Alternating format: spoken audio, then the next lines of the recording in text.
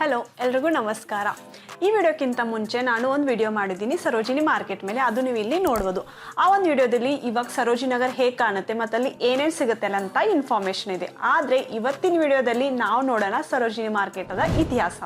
ನಮಗೆ ಸ್ವತಂತ್ರ ಸಿಗೋಕ್ಕಿಂತ ಮುಂಚೆ ಈ ಒಂದು ಸ್ಥಳದಲ್ಲಿ ಸರೋಜಿನಿ ಮಾರ್ಕೆಟ್ ಇರಲಿಲ್ಲ. ಇಲ್ಲಿ ಬ್ರಿಟಿಷರು ವಾಸವಾಗಿರುವಂಥ ನಿವಾಸವಾಗಿತ್ತು.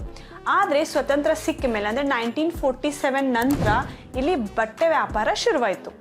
ಈ ನಗರದ ಮೊದಲ ಹೆಸರು ವಿನಯನಗರವಾಗಿತ್ತು.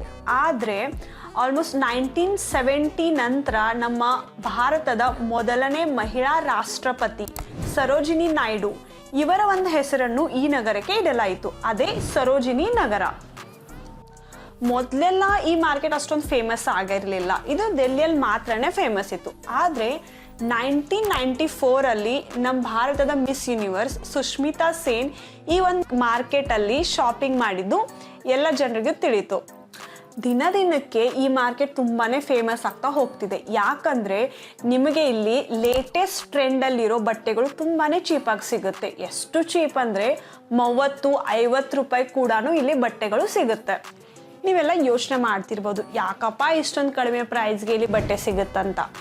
ಮೊದಲನೇದು, ಇಲ್ಲಿ ಯೂಸ್ ಮಾಡಿದ ಬಟ್ಟೆನೂ ಮಾರಾಟ ಮಾಡ್ತಾರೆ. ಹಾಗೆ ದೊಡ್ಡ ದೊಡ್ಡ ಬ್ರ್ಯಾಂಡ್ಸ್ ಎಲ್ಲ ಬಲ್ಕಲ್ಲಿ ಬಟ್ಟೆನ ಪ್ರೊಡ್ಯೂಸ್ ಮಾಡ್ತಾರಲ್ಲ, ಅದರಲ್ಲಿ ಸ್ವಲ್ಪನೇ ಕ್ವಾಲಿಟಿ ಇಶ್ಯೂ ಅಥವಾ ಸ್ವಲ್ಪ ಚಿಕ್ಕ ಫಾಲ್ಟ್ ಏನಾದರೂ ಇದ್ದರೂ ಕೂಡ ಆ ಬಟ್ಟೆಗಳನ್ನೆಲ್ಲ ಇಲ್ಲಿ ಕ್ವಿಂಟಲಲ್ಲಿ ಸಪ್ಲೈ ಮಾಡ್ತಾರೆ. ಅದು ಕಡಿಮೆ ಪ್ರೈಸ್ಗೆ ಸಪ್ಲೈ ಮಾಡ್ತಾರೆ. ಹಾಗಾಗಿ ಇಲ್ಲಿ ಕ್ವಾಲಿಟಿ ಇರೋ ಬಟ್ಟೆ ಮತ್ತು ಬ್ರ್ಯಾಂಡೆಡ್ ಬಟ್ಟೆ ಎಲ್ಲ ಕಡಿಮೆ ಪ್ರೈಸ್ ಒಳಗೆ ಸಿಗುತ್ತೆ.